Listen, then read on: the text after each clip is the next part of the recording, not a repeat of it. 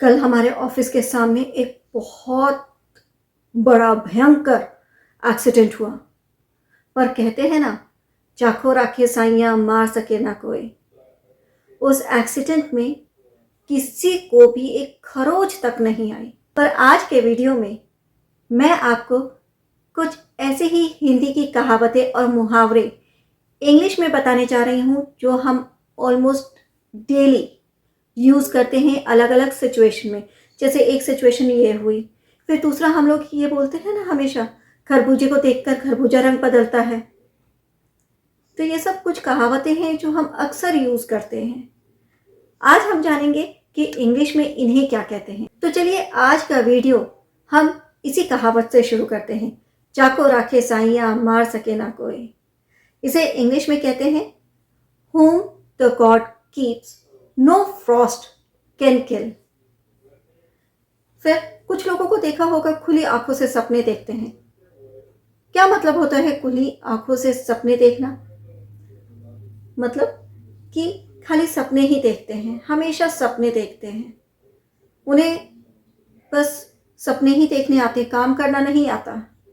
तो खुली आंखों से सपने देखना, इसे इंग्लिश में कहते हैं ड्रीमिंग विथ ओपन आईज।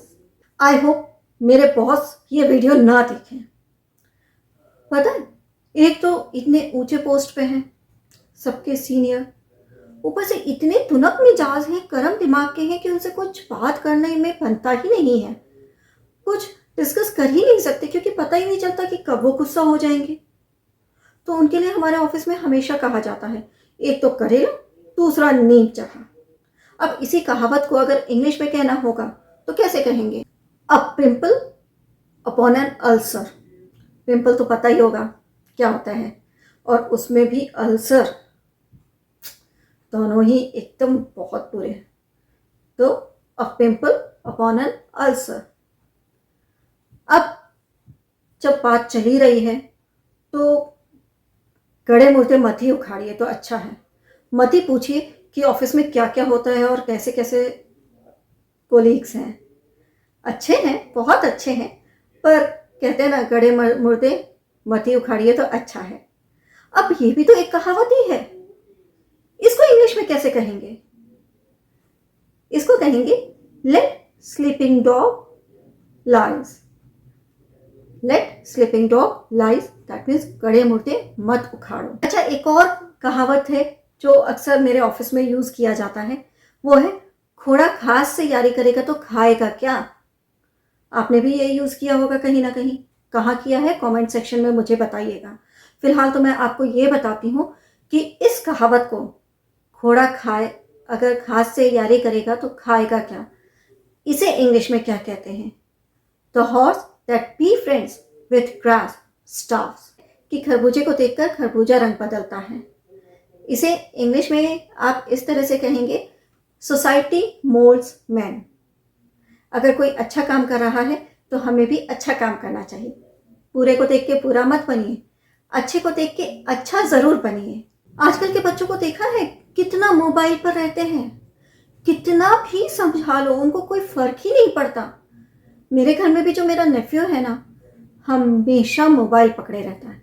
उसको इतना डांटते हैं, प्यार से समझाते हैं, पर कुत्ते की दुम है कि सीधी होती ही नहीं है, टेढ़ी की टेढ़ी ही रहती है। अरे, ये भी तो एक कहावत है। इसको इंग्लिश में कैसे कहेंगे? अ डॉग्स टेल इज ऑलवेज क्रोक्ड। अब कल मुझे एक गिफ्ट मिला। अब उसमें मैंने कमियां निकालनी शुरू कर दी कि अरे, गिफ्ट देना ही था तो थोड़ा अच्छा दे देते ना, कुछ बढ़िया महंगा। तो मेरी मम्मी ने मुझे कहा कि दान की बछिया के दांत नहीं देखे जाते। तो मुझे उस टाइम समझ में नहीं आया कि इस कहावत का मतलब क्या होगा।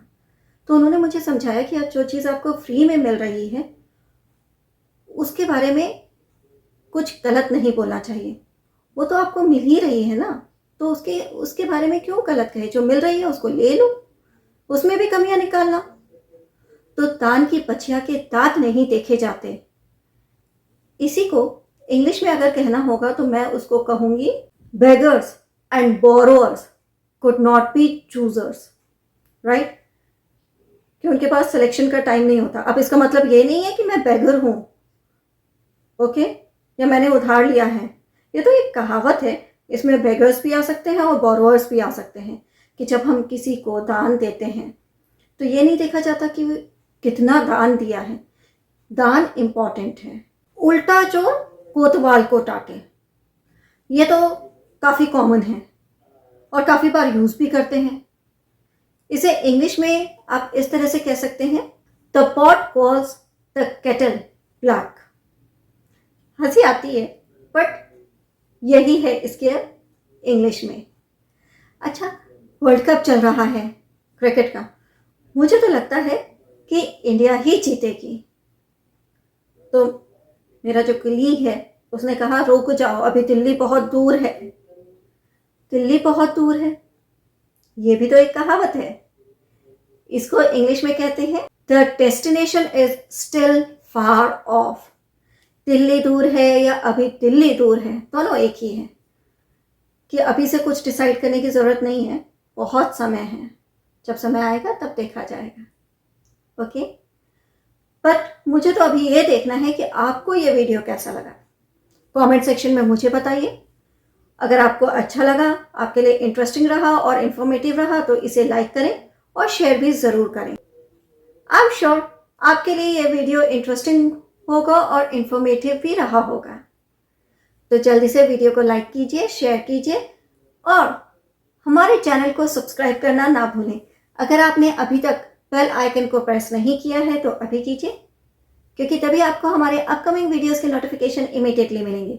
मैं नेक्स्ट वीडियो में कुछ और इंटरेस्टिंग टॉपिक के साथ आऊँगी। Till then have a nice day, bye bye.